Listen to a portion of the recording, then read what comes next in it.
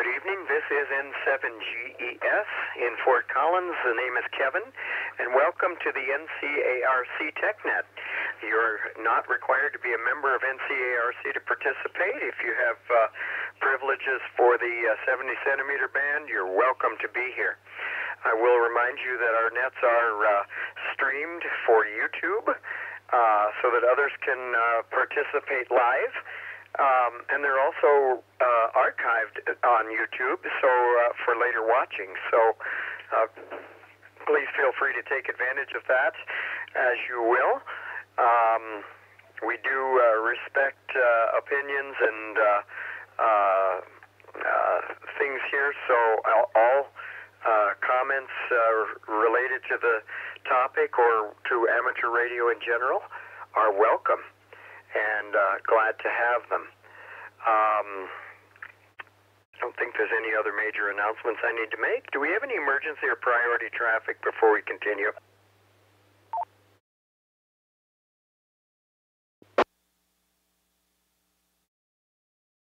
Okay, if there is any emergency situation that arises, we'll certainly suspend the net until that situation is resolved. Just say the word break and give your call sign, and we'll take care of you. We tend to avoid using the word break unless it is an emergency. We've just all gotten accustomed to hearing that word applied to more emergency situations. So otherwise, to get my attention, just give your call sign or the suffix of your call sign, and that works very, very well. Let's begin to see who's out here. I've already got W0TWC and W0SNC. Who else is out here this evening? K1DEG. WIQ. Kilo Delta Zero, Tango Yankee Uniform. KG0HM. Kilo Echo Zero, Charlie Zero, November Zulu, Papa India Echo.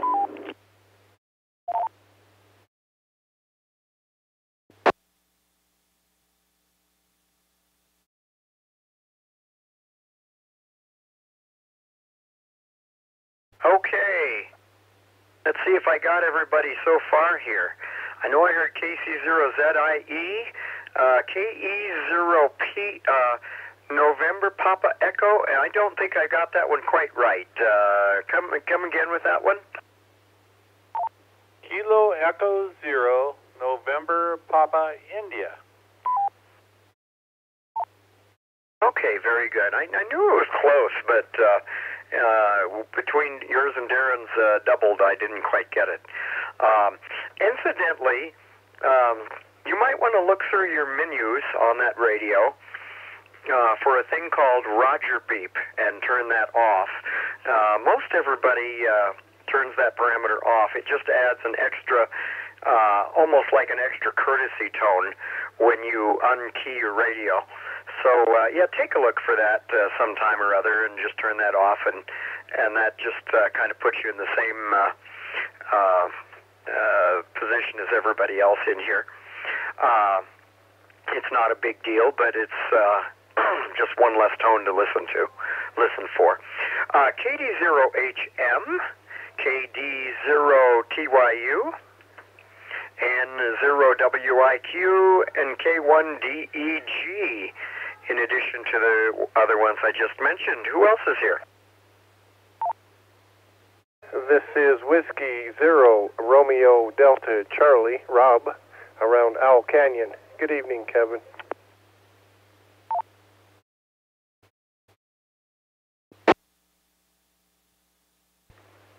KE0QPC, Arden, Fort Collins.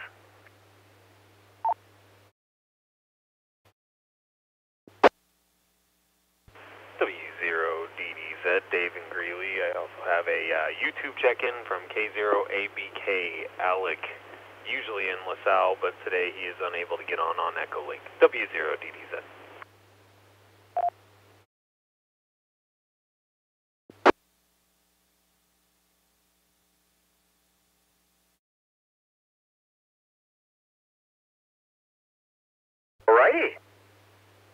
recognize and welcome K0ABK via YouTube. Thank you for taking advantage of that. W0DDZ, KE0QPC, Art, welcome. W0RDC. Thanks all. As a reminder, if you're streaming via YouTube, you can leave us comments and Dave can relay those in. So if you have questions, that's probably an excellent way to get that information to us. So feel free to utilize that as long as Dave is available and can relay that. That's a great tool to use. And we also have Echolink available as well. So if you connect to W0UPS-R, that's our Echolink connection, and you can participate that way as well. Anybody else wishing to check in at this time?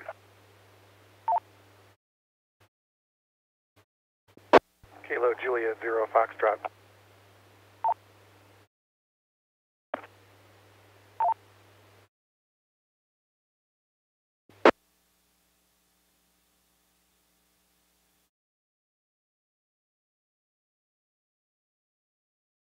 KJ0F, good evening, and glad you're with us this evening.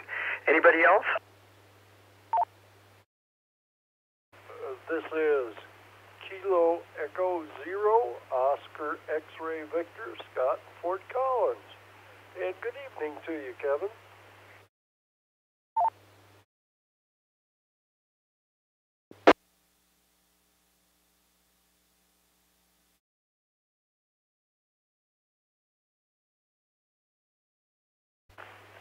This is Kilo Echo 0, Lima Sierra Lima, Alan Greeley.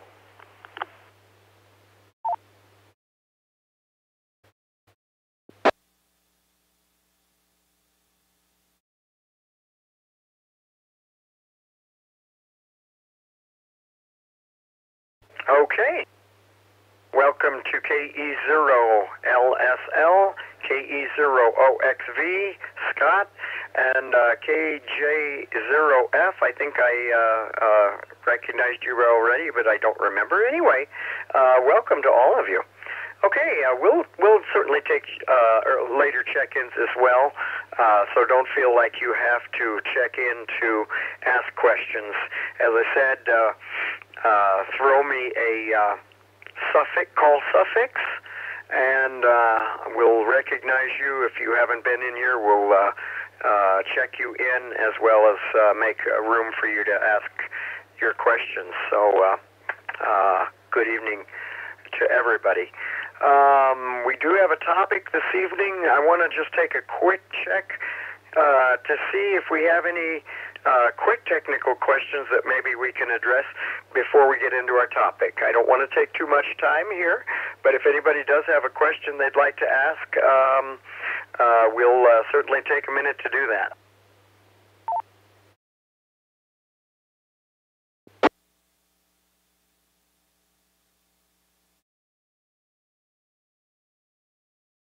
Okay. We'll ask again later if that becomes necessary. Our topic this evening, as many of you already know, is lightning protection. We had a little bit of lightning around this afternoon, and so we got reminded that, yes, this is indeed the season. I was caught with my antennas still connected and had to remember that I have to gear myself up for summer seasons when I disconnect everything, like I was not necessarily doing over the winter. That isn't necessarily the best thing to do even during the winter, but that's what I had been doing, and now I definitely have to change my practices. So there we go. Nature reminds us, hopefully gently, but not always, so we certainly don't want to count on that. So there's a lot of things out there that we know of, some which are very good things to do, others which are not so good to do. And I'd like to just get some input from people on their ideas of best practices and things like that first. We do have a a fair amount of new folks in here, but we also have others that have been around for quite some time. So we want to just present as much good basic information as we can. Would somebody like to start out with at least some basics that they keep in mind with their stations at home to keep things safe against lightning damage?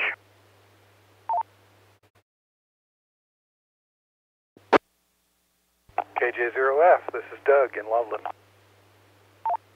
KJ0F, go ahead.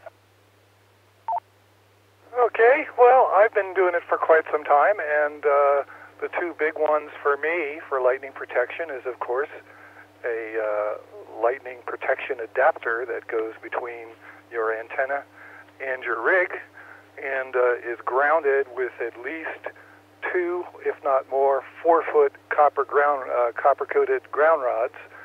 And the second thing that I do is I use a switch which has a ground position.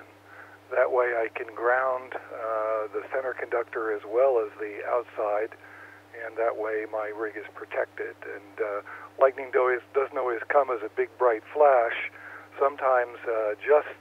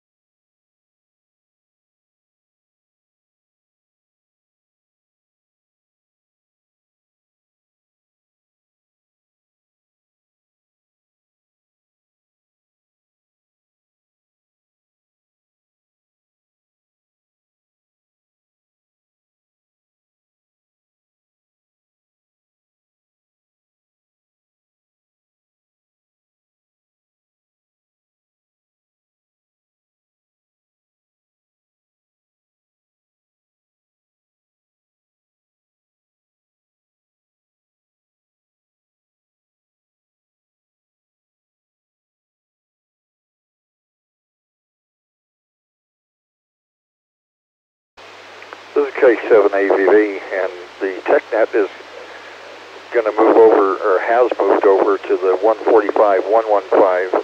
They have moved for tonight only because of some outage at the repeater site. So I'm making this announcement on the output. If you're looking for the TechNet, 145.115, 100 hertz tone, negative offset. And hope to see you there, K7AVV.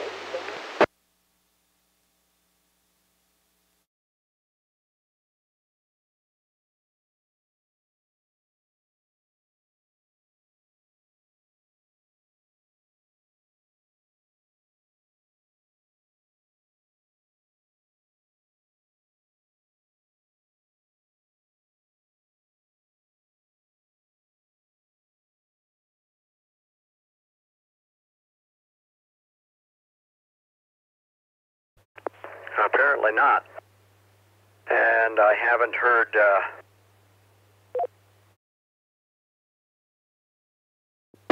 I haven't heard Randy's announcement over on 275 yet either, but maybe I had my volume too low or squelch too low. Anyway, let's see.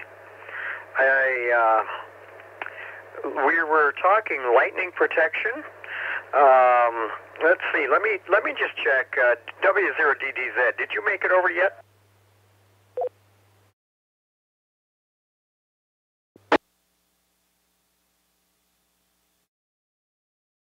Yes, sir. I'm here. Okay, very good. We're at a point to continue then as far as the stream is concerned? Yeah, affirmative. YouTube is back on board. Okay. Should have announced at the beginning that if this were to happen, we'd move to 115, but we just don't have this happen. However, I'm wondering if we had some lightning up there, and it's kind of interesting that it affected that machine and not this one, so I'm hoping that that does not mean bad things. We were talking with Doug, KJ0F, who mentioned that he uses an adapter between the radios and the antennas with a ground and a very, very heavy-duty ground to Earth, as well as an antenna switch with a ground position, which grounds the centers and shields and everything to ground. I don't know if there was additional that he was going to mention, but let me just check one more time. Doug, KJ0F, are you over here yet?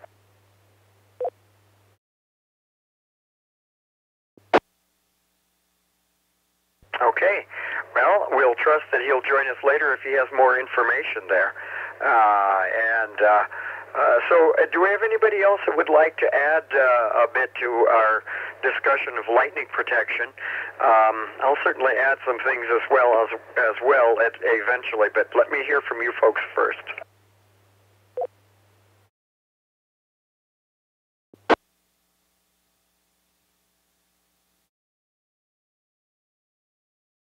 KU0PUQ, checking in. KU0PUQ, good evening. Are you at a point to add to our discussion at this point, or are you still here learning at this time? Well, I've done a lot of grounding and bonding on radio systems and home systems. So all I can say or add to this is that there's never enough grounding.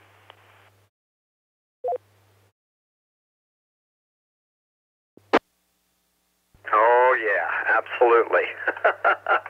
Thank you. Very good. Let me see. Jim, how about you? I know you've done plenty of this kind of stuff. Is there any basics that you'd like to add at this point in time? I think there's two parts to it. One is protecting your radio gear and your antenna system, isolating it, well, not isolating it, but giving some surge protection between your antennas and your radio gear. The other aspect is lightning protection in general, where you basically have air terminals up at a high structure to actually dissipate or accept the lightning strikes and dissipate them to Earth. So there's really two parts. One's sort of like building protection, where you actually attract the lightning and dissipate it safely versus hitting non-conductible surfaces, which does serious damage and fires and everything else. And the other one where you're trying to protect your equipment in your shack. But I do agree with the comment of bonding everybody together. I've heard different aspects of that, but let me drop this for a second. I've heard different aspects of it where people try to separate it, which is a huge mistake. Bonding all the air terminals and grounds together into the incoming electrical grid is all the right thing to do. So I'm a firm believer in bonding all grounds and neutrals to Earth ground. So anyway, just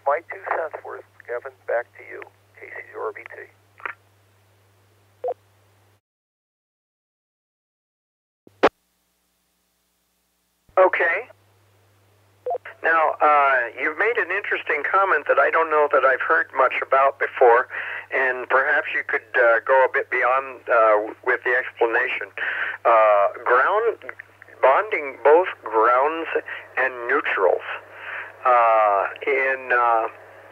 I guess in a lot of cases, those are essentially one and the same in the sense that we're using two wires for a lot of things. But are there instances as far as antennas and especially electrical, where that's going to be different because, well, especially with our electrical being a three-wire system in general, does that change the neutral handling? Well, that's the point I was trying to make is, like you pointed out, our typical household power is a three-wire system, 240 volts line to line or 120 volts line to ground. Ground being the neutral carrying conductor going back to the power utility. And my point being that the neutral, like National Electrical Code, is required to be bonded to earth ground, i.e. copper water pipes and a ground rod. That is the same conductor or the same plane or ground bus that should be bonded to all your radio gear. So if there's a strike occur, all ground potentials, including the neutral, all float together up and down. So there is no voltage potential between neutrals in the house nor the grounding system nor the bonding system. So everybody should be bonded common was the point I was trying to make, Kevin. Okay.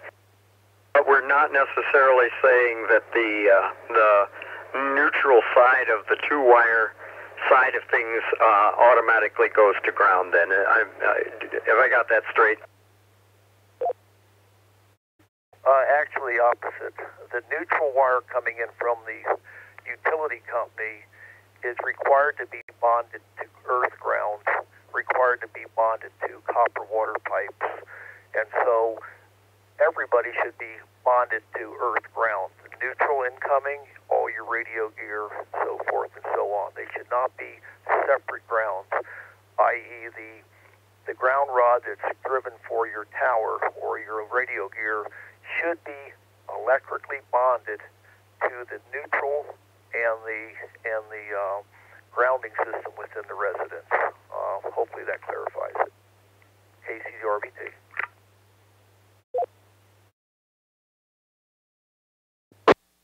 Okay, very good. Thank you. Okay, so we've talked about building protection or tower protection with the air terminals to pick up static, discharge to dissipate static.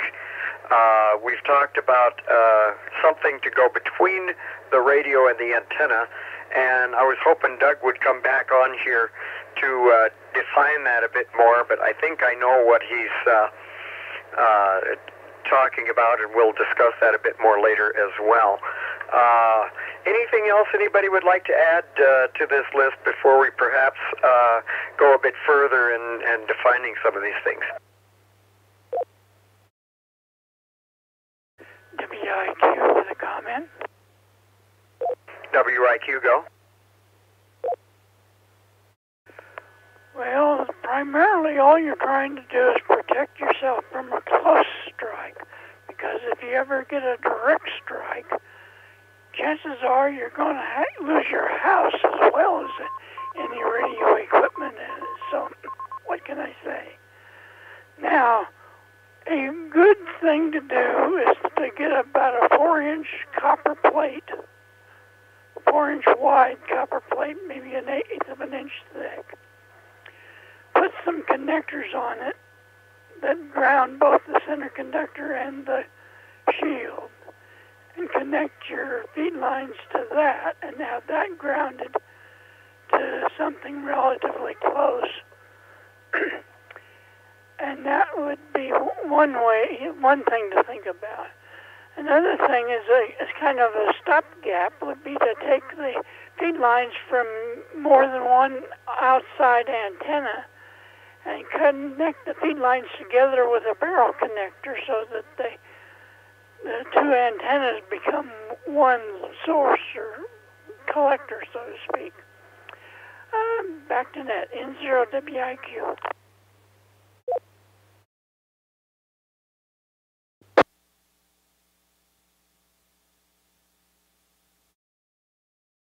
Okay, very good. Let me expound a little further on a couple of things as well.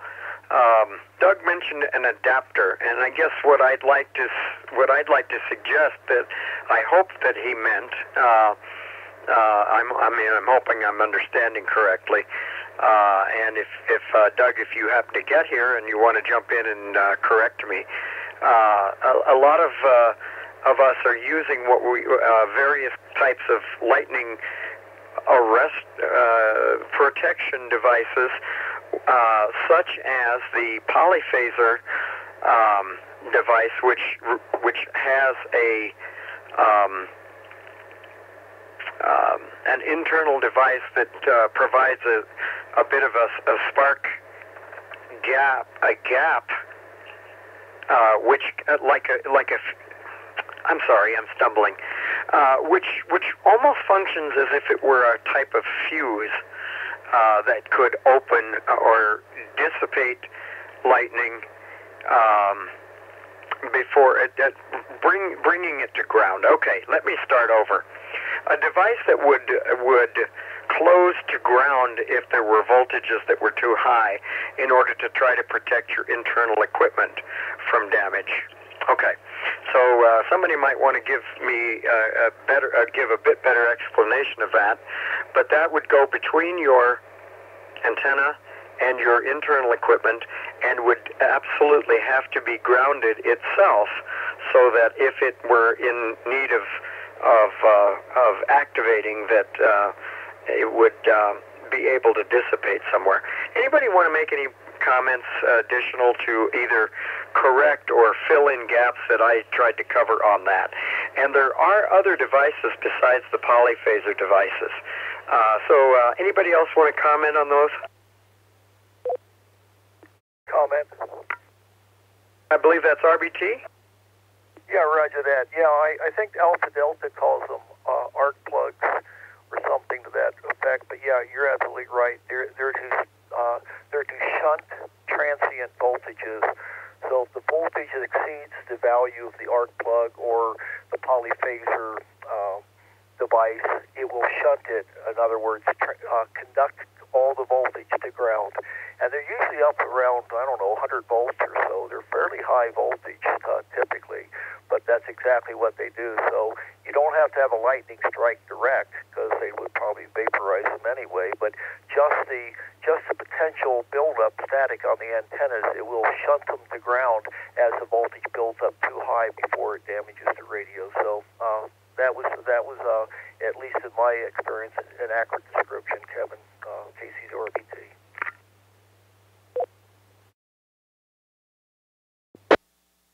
Okay, and these are what, like $60 to $80 devices? Is that does that sound about right? I think the ones you mentioned are, some of them are cheaper. You can get them down to $20 or so. But once again, you probably get what you pay for. Anyway, yeah, they're in that range. Okay, and you do need one of those for every coax you run into the shack, so it's important to keep that in mind as you're planning for things. Do I remember that once those have been activated or discharged, that they actually need to be replaced, or are they like a one-shot device? Most of them are multi-strike, but they can degrade over time. If you have a large enough surge, it will destroy them in one direct strike. But normally they'll take multiple discharges and still survive, especially if it's static buildup. And on the switches, like the Alpha Delta 4-port switch, they only have one arc plug in it. When you select an antenna, the other antennas are all shunted to ground. They all ground them all, so they don't need the plug. And the only active one is the one you selected. So in the Alpha Delta switches, at least, there's only one arc plug, basically affecting the active antenna. If you put in the off position, all antennas are grounded automatically. So anyway, just only has to do with Alpha Delta. So Casey's RBT.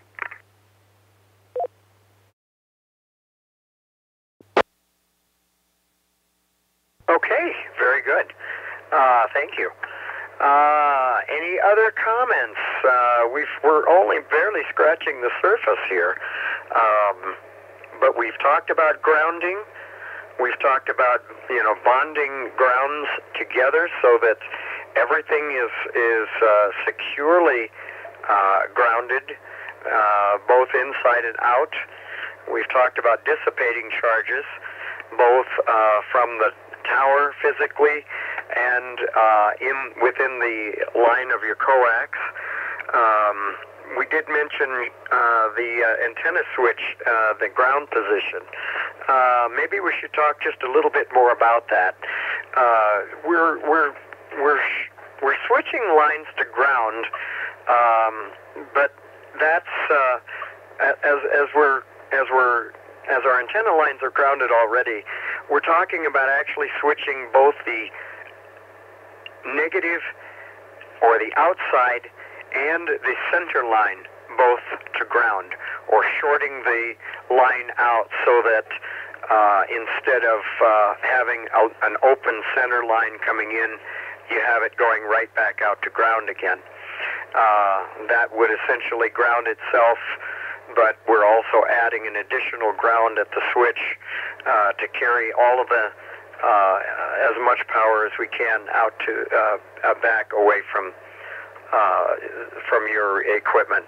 I think I would also add, as was advised to me, that even though you've got antennas connected to a switch, it might not hurt to disconnect the radio from the switch and from the power input so that it is completely separated from any possibility of lightning coming through the antenna switch and things like that.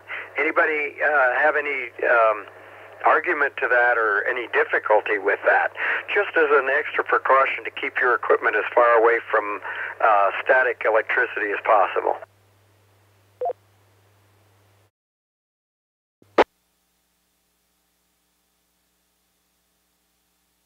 Okay. Other comments anybody would like to make?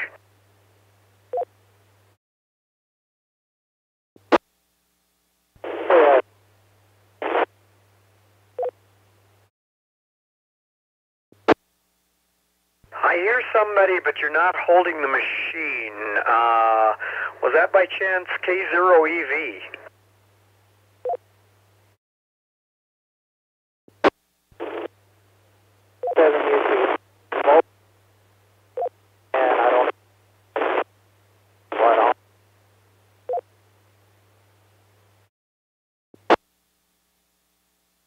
Oh, I'm sure sorry we're not copying you.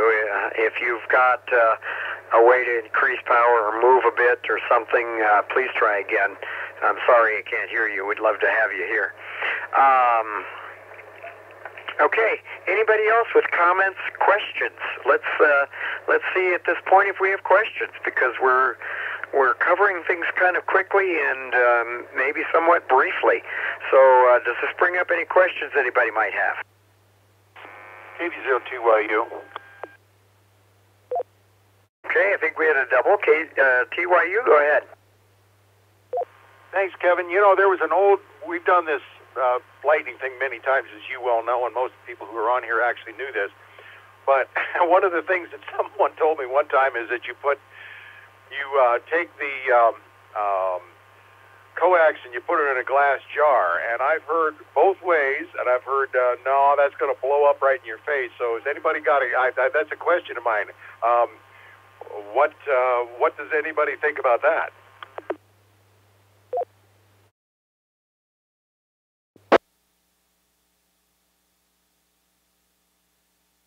Well, I'll certainly be glad to tell you what I'm thinking of, but does anybody else have comments in that direction?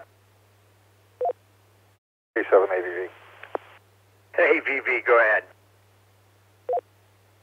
It's a nice thought, and if the voltages are low enough, that may be protection. But if you're actually talking about a lightning strike that actually strikes your antenna or is entering via your feed lines, unless it's a lot thicker than most of the glass jars I've ever seen, you're going to wind up with glass everywhere. There's an awful lot of heat involved with that, and hot pieces of glass flying around the ham shack are not exactly what I want to invite. So for my station, I won't do that. I will go to, I have a ground strip that's made out of copper pipe, center conductor and shield on an SO239 for each coax. Go to that, and then they go right outside to a ground. But you need to make sure that you have a ground wire of sufficient size, and you want it to be solid conductor. So the bigger you've got, the better. But that's my input anyhow. Back to net control, K7AVV.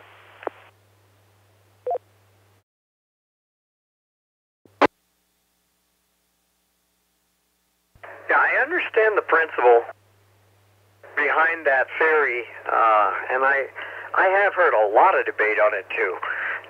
Is that you're putting a good insulator around the end of the line that voltage would have to jump across, and so I understand that. But like Randy said, I would really worry about a spark that is so hot that we melt or shatter the glass, and certainly lightning jumps lots of much bigger gaps, and certainly there's no reason to think that the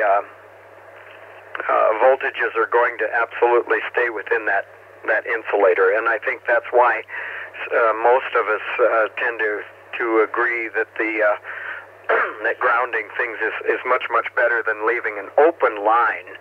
And open is one of the key words here, I think, too, that a lot of people will put into the mason jar.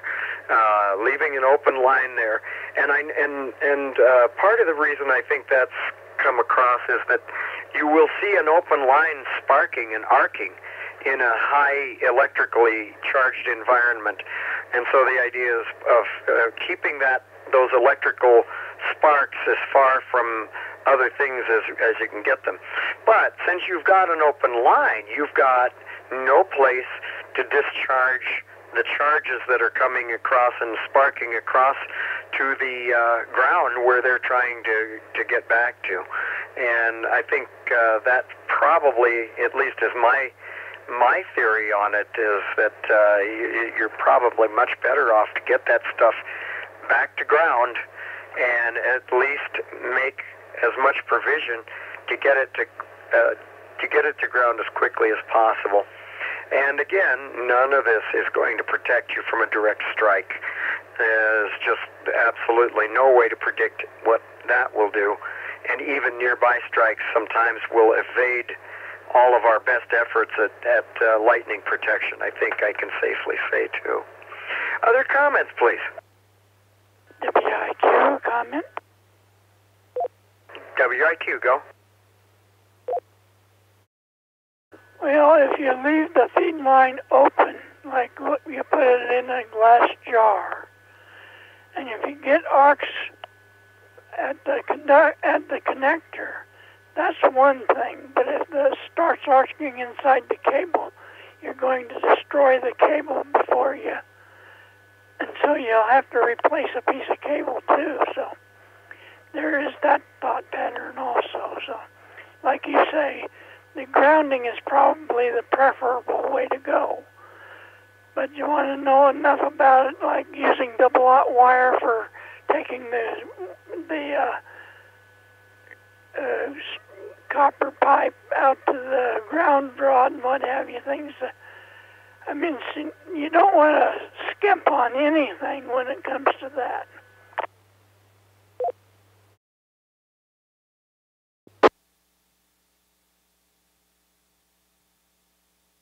Right, obviously. Okay, very good.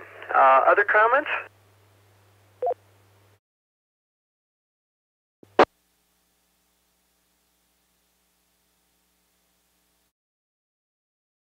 How sophisticated can we go here, or should we go?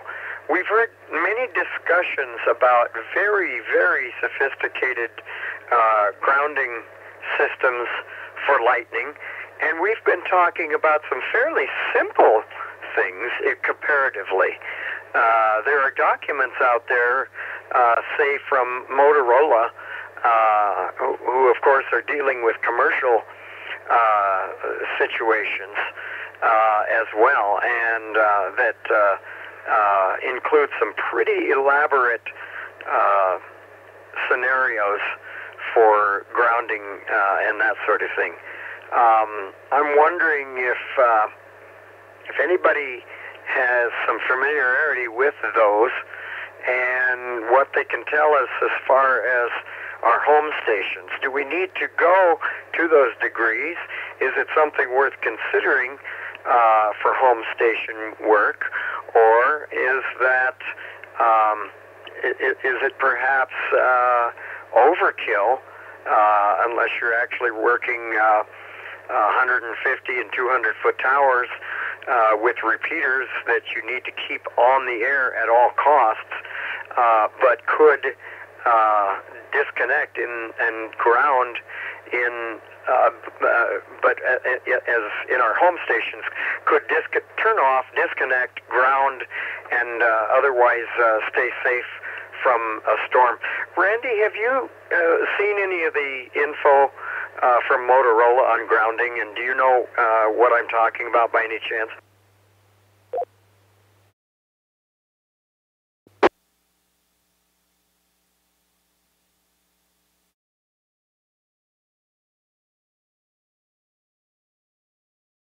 May have lost him to a phone call. Anybody else have any info about the more specific, very specific lightning protection that is sometimes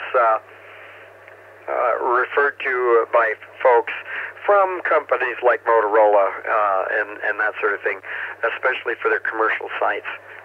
Is it something we need to be concerned about at home?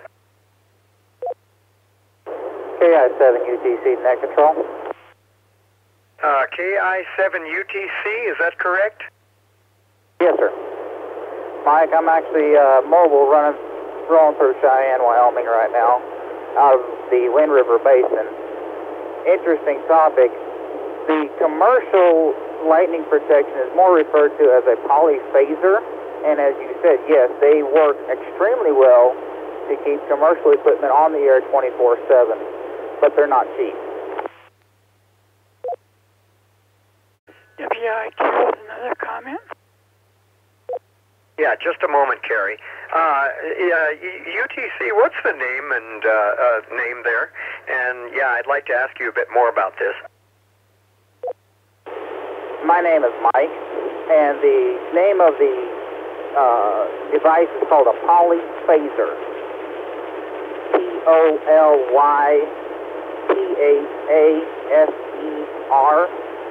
What they use on the commercial towers to protect it against lightning. Essentially, it is a pass-through device for the coax that takes the lightning to ground, or the excessive energy to ground. And there again, as someone else mentioned, cannot skimp on that ground wire.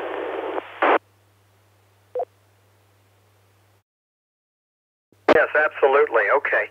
And I don't know if you were around earlier when we were mentioning that several of us use things like that in our home installations as well, and the price, at least for some of them, is certainly down from what it used to be, but the good ones are still, fairly expensive. I guess what I was referring to is I had understood that there were other very sophisticated things, perhaps, but I can't remember all of the details. But things that they recommended for towers and other things that were also a lot more sophisticated than what we often do at home here, Mike. Are we also dealing with a different grade of polyphaser than what we might be seeing for some of the home shacks that people have been using already for a while? Absolutely. There is a difference in the grade. Most of the time, you're going to have to go to a regular Motorola dealer to acquire some of this equipment. On a side note, they also have, in some of the more sophisticated systems, and these get extremely expensive. I moved from back east where we were in an extremely lightning-prone area dealing with PBX, and we had each wire on a 100-pair cable that went through a self-resetting circuit breaker. Each circuit breaker was approximately $30, and those would withstand, I think it was about 100 lightning strikes, but even those were not foolproof. We were still losing phones.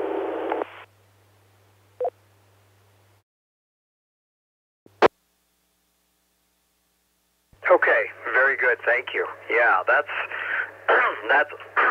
excuse me, that is a lot of protection.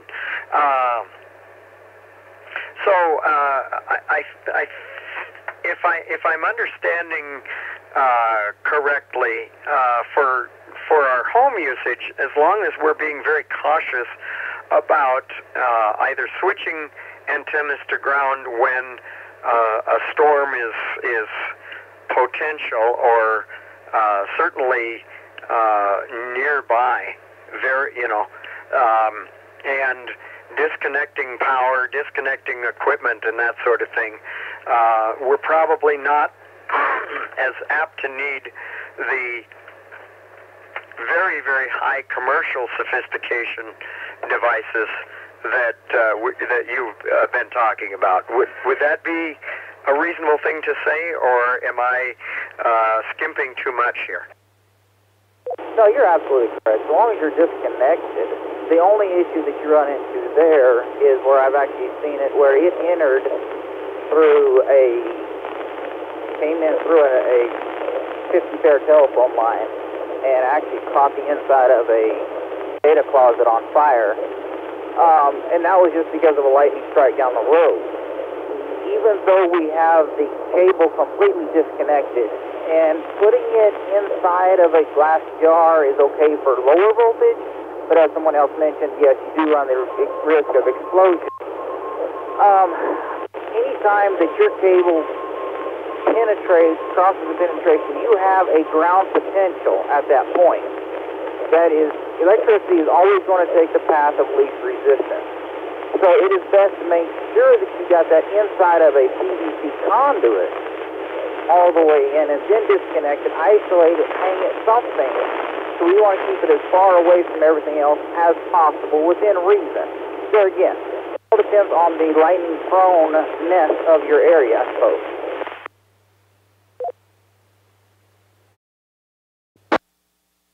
Okay, very good. Thank you very much for stopping by as you're mobile through here, and I appreciate your contributions, and please feel free to stick around as long as you can hear us there. I appreciate that. This is N7GES. I think I'm overdue to mention that. And this is the NCARC TechNet. We're talking lightning protection here this evening. I can't help but think that we've probably still left out other details that are very, very important to mention. And we've also only talked about home installations.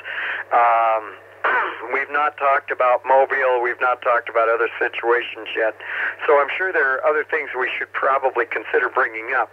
So I want to open it up for other questions or comments on this issue before we try to continue here, so that we're hoping to cover as much information as we can. WIQ with a comment. Okay, I had two people. WIQ standby. DDZ? Ed. Hey, Kevin, I think that I was just going to throw in that the standard that you were looking for was Motorola's R56 grounding standard, W0DDZ.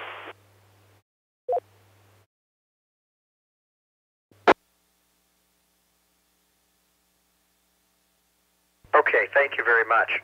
I knew there was, and yes, that was probably it, and it was grounding related perhaps more than lightning, but certainly applicable there. Thank you. Okay, Carrie, what have you got for me? Well, these organizations that produce lightning protection systems, chances are have a document to give you more thought about how to either avoid or handle lightning. So you might do a Google search for lightning protection and see what comes out in the way of documents that you might be able to print out and read yourself and draw some conclusions for yourself. This is N0WIQ.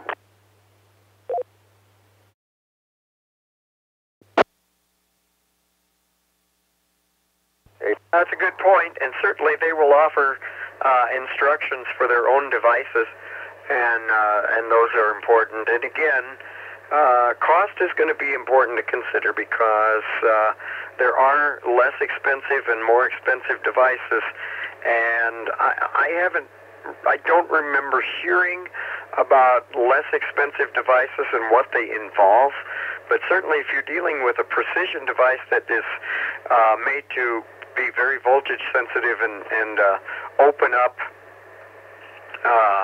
when there's an excess amount and quickly, and bring that to ground, it's going to certainly be more expensive device. So do keep that in mind as you're looking through things. Other comments?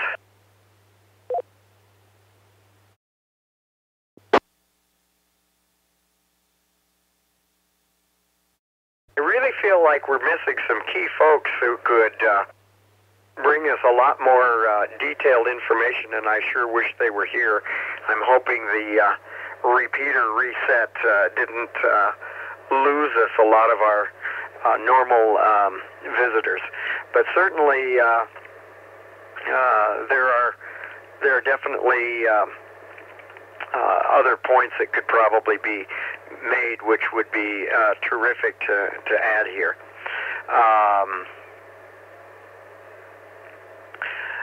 What about vehicles? What concerns do we have for electrical buildup, static buildup in a vehicle installation? Anything? Is it immune because of it being on rubber tires? K7 AVV. AVV, go ahead. Sorry about being away there, but I wanted to comment about one of the other things that you were looking for documentation having to do with lightning suppression, and that Polyphaser does have a white paper out that goes in quite into detail as to what to do, why to do it, and why their product works. Alpha Delta is another fine example of good equipment there. So far as vehicles are concerned, they're absolutely susceptible. I remember a couple from over in Greeley that wound up losing I think it was a TM733 when they got a static discharge into their antenna, and it took out a fair amount of the the things on the board where it comes in from the antenna. So in terms of what we can do, just because it's on rubber wheels does not immune it from damage that can be done by lightning. However, about the only thing you can do there is to go ahead and disconnect it from the radio and to go ahead and short it to ground using the car body as ground. But then you have to remember that if you connect with that car body and it's been discharged into, you're susceptible to having damage done to yourself there. So other than that, I don't know of anything that you can do in a vehicle there. Back to you, Kevin, K7ABV.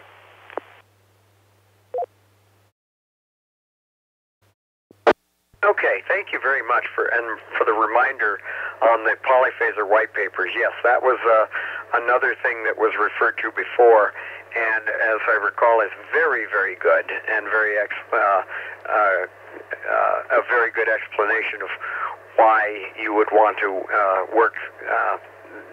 It's more than just an endorsement of their product, of course, too. It's good advice on how to do these things and why. And so, yeah, good information there. Okay, yes, and I've seen coax arcing in vehicles as well. So it's definitely important there. Thank you. Other details to lightning protection that we should address that we haven't. We've tapped on a lot of things. Have we hit it all? Are there any other items that we need to consider here? RVT. Expound on the mobile situation. Okay, hold on just a minute. There was a double. RBT first. Okay, Kevin, the only thing I haven't heard mentioned, and it's worth mentioning, is incoming cables, whether it be your power or coax or whatever, having surge protection devices on them. Here we do have a house surge protector. Basically, they're MOBs, metal oxide varistors, and I think I forget what they're set at, 250 volt or something, but if the line exceeds that from a surge, it will shunt it over to ground, and that would protect power supplies or other electronics plugged into the house line. So the only thing not mentioned is whole house surge protection devices, which I feel strongly are important for incoming power or other utility lines.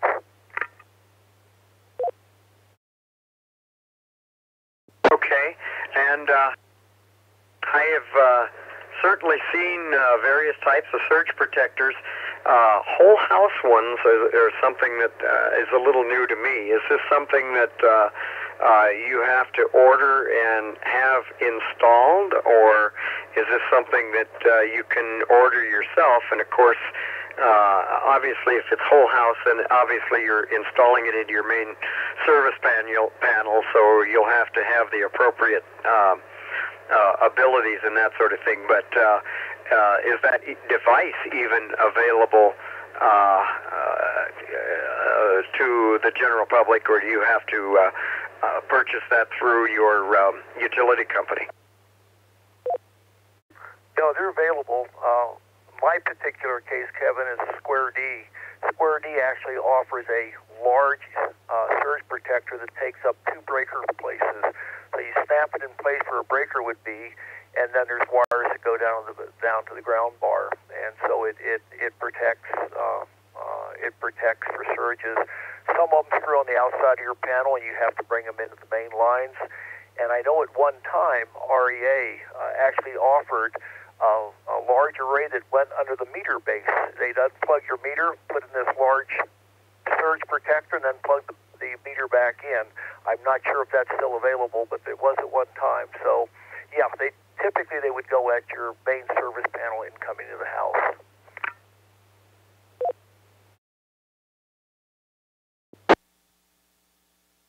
Okay, very good. Thank you. And certainly barring even that, individual surge protectors for your individual radio equipment and gear and anything associated with it is probably the next best step then, right? Oh, absolutely. The more the merrier. It doesn't hurt to have more because they don't do anything until they sense the surge and then they shunt that excess voltage. So it doesn't hurt to have power strips with them. It's just that the MOVs in those are much smaller and will protect locally, but not everything. So anyway, the whole house one I think is a better alternative. But in lieu of that, the individual power strips with surge protection certainly do help in KC0RPT. AVV. Yeah, just a second. And the everyday power strip does not necessarily have a surge protector in it. Is that correct as well? I'm sorry, Kevin, I missed the question. I just said the everyday ordinary power strip may or may not actually have a surge protector in it. Is that right? That is correct. That is absolutely correct. And some of them that say surge protection are pretty minimal, whereas the better ones, again, the more money you spend, the better they are. They actually give it to you joules of energy of capability. So bigger is better. But it doesn't hurt to have several scattered throughout the house on critical equipment. But you're right. Not all power strips have surge protection. Okay, very good. Who was the other station? AVV? Yeah, Roger.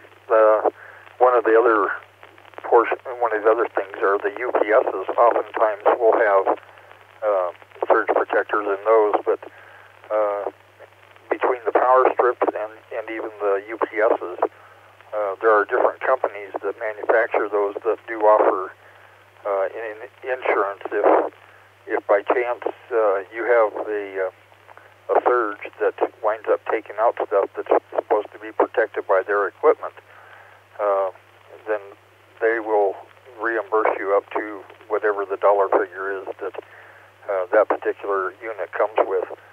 But it is on a limited time basis in terms of if you have it multiple years in a row, it may be out of that guaranteed protection. So, but there again, like Tim brought up, you pay for everything you get, and you don't get anything for free. So those are going to be more expensive.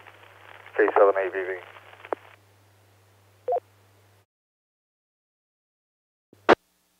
Okay. And WIQ, I haven't forgotten you, but I want to ask Randy another question as well. You mentioned insurance. Another area that you've commented to me before is home insurance when it comes to doing lightning protection. I believe you've mentioned before that inadequate lightning protection may cause your insurance company not to pay you back properly on lightning-caused fire insurance. Is that something that they want you to report about in advance? What else can you tell us about this, the insurance issues, if anything, there? Dependent upon your policy, lightning may not be covered because it's an act of God, or that's what they call it. Others will have a limitation in terms of how much they're going to replace based on damage caused by lightning. ARRL does offer insurance per $100 of value. It's X many dollars going in. It's one of the cheaper that are available. There is another private company that was formed by amateur radio operators outside of the ARRL, and I don't have the name of them right off, but I do know that the Penn Group has got it on their website, and I think we put it on ours, but I'm not real certain if we did that or not. But certainly, if you value your equipment equipment and you have anything of substance, it's probably good to make sure that you've got either a rider on your policy or a special insurance policy that actually covers your amateur equipment, including but not limited to antennas, towers, power supplies, transmitters, receivers, and test equipment. So that's just a word to the wise there. K7ABV.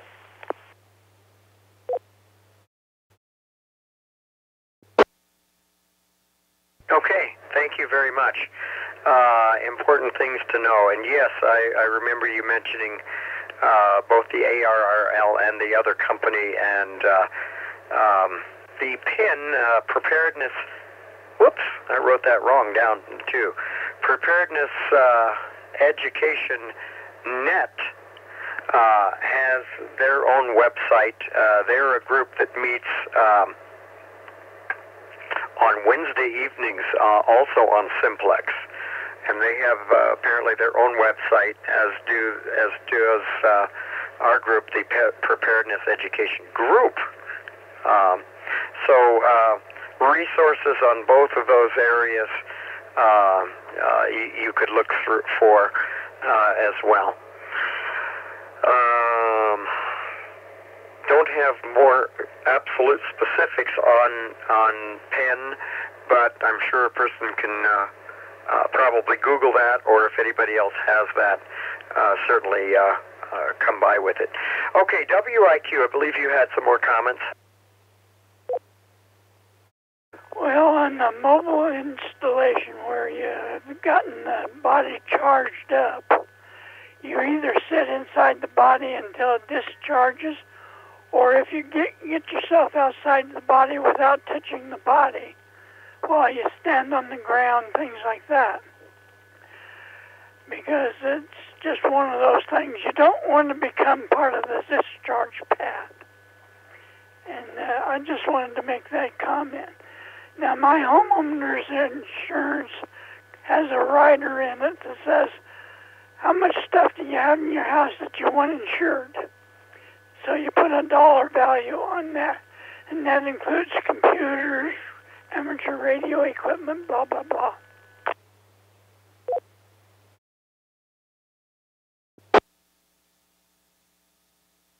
Okay, very good. And again, that may or may not be covered for lightning, depending on the individual in yours, not yours, Carrie, but yours, whoever. Even though it has a coverage for equipment, still might not cover for lightning damage unless it's specifically spelled out there.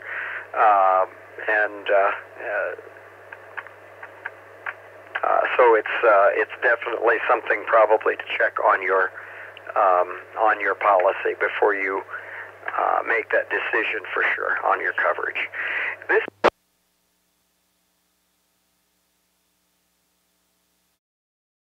comments on lightning protection.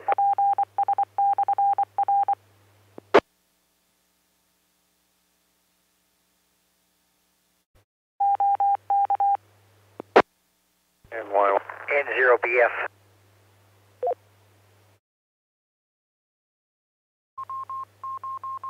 Okay, we had a double, but I heard N0BF first.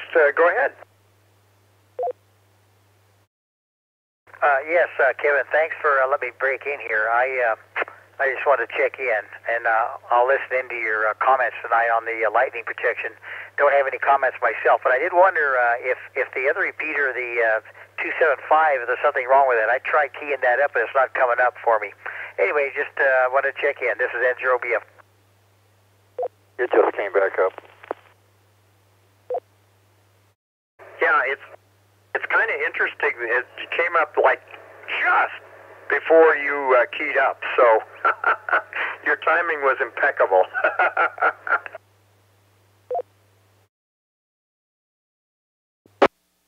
Oh, okay. Okay, well, thanks. I don't know if there's something wrong with it or just maybe someone's working on it. Okay, well, thanks, Kevin. This is N0BF. Now listen in.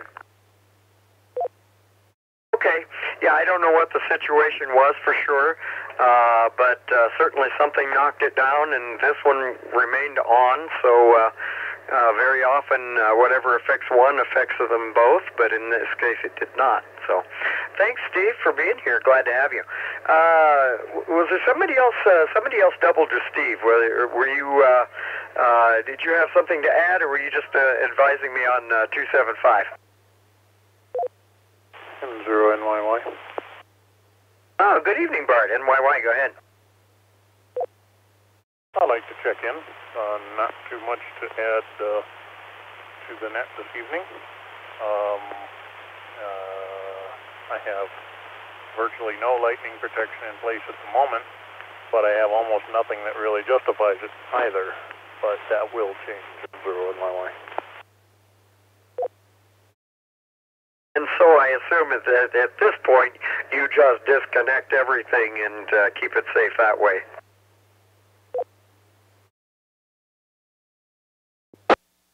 That's correct.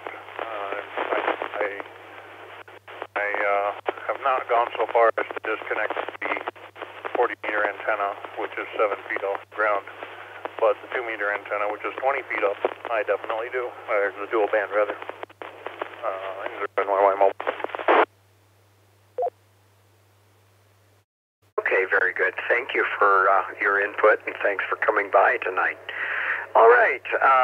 Any other questions? Any questions anybody has, or any additional comments on this subject? 80 TYU. TYU, go ahead. I thought I'd give you an update on 275. Darren is on contacting, and him and James are actually trying to bring it back up right now, but right now it's still down. Oh, okay. It sounded like it just came up over there, but yeah, I did hear them working on it and everything. So thank you, Joe. Appreciate it. We'll just stay here at the time for the time being and finish up over here as we've already started there. Any other comments or questions for us tonight?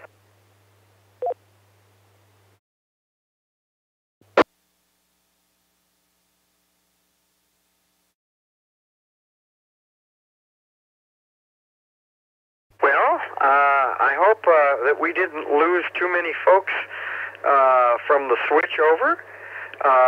And if we did, I hope they will go ahead and review the tape. And if there are other questions that come up, you can still contact us and email and ask those questions, and we can certainly cover those. So we'll put the plugs in for the ways to contact us. Of course, as I mentioned, our YouTube channel is NCARC. What is it? YouTube.com/NCARC, Dave? Yes, that's correct, Kevin. Okay, excellent.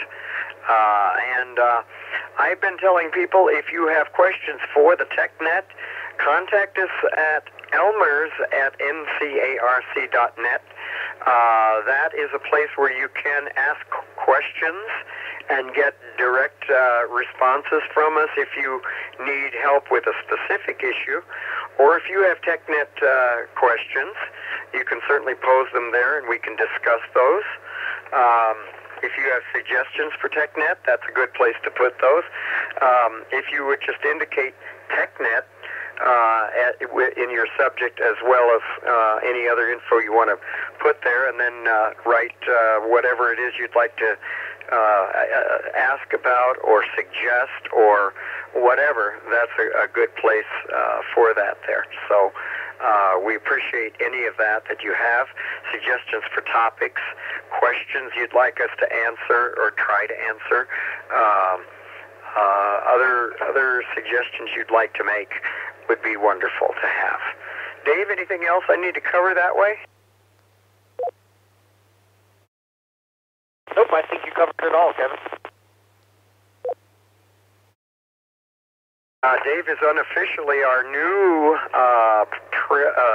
public affairs officer. I believe that actually takes place after the official vote in June, but nominations are in place, and I suspect that that will go according to plan. So I'm going to have to refer some of these questions to him nowadays, because he'll be the one best suited to give us that info, and I'm glad you're in that position, or will be in that position. That's terrific. Thank you all very much for participating. I got so involved with tonight's topic, I forgot to look forward here. Why don't you give me about a minute or so, and I will come up with, I'll look and see about coming up with a topic for next week, since I failed to do that before now. WIQ, I just did a Google search on lightning protection, and I found more than one heading, and a couple of them go back to the same place, which is an institute of some sort talking about lightning protection, so I just thought I'd mention that.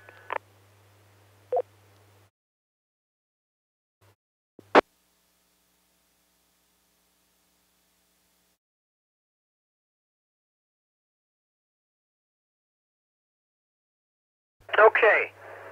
Thank you very much, Carrie. Okay. Two topics I might suggest for next time.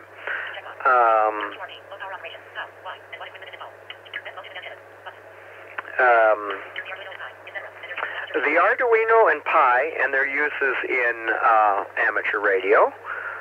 Those are certainly topics that a lot of us are fiddling with, and a lot of those are in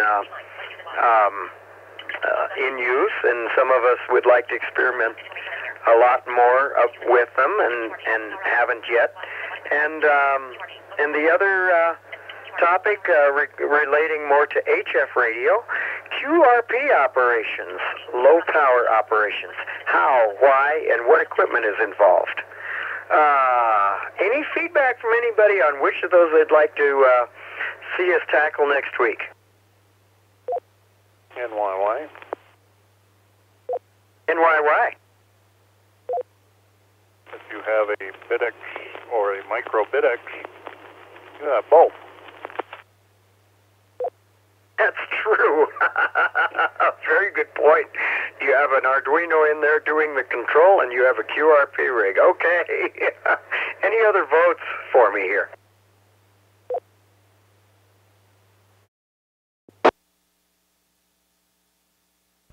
N0 WIQ.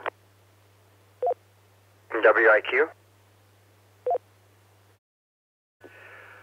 Well, I've been kind of enamored about a Raspberry Pi, but I used it for D-Star interfaces and all that kind of stuff.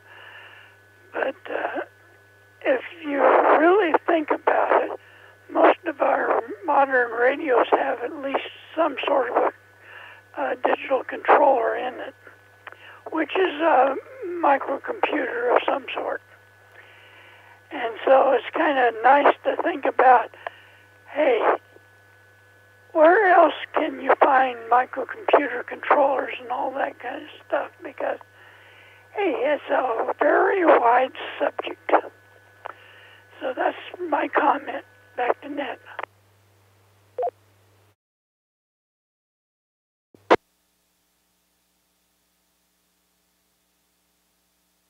Okay, any other votes, one way or the other?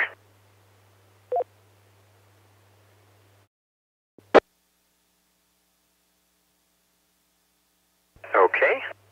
I guess I'm going to have to pick. I will email I will put it up on the webpage, and we will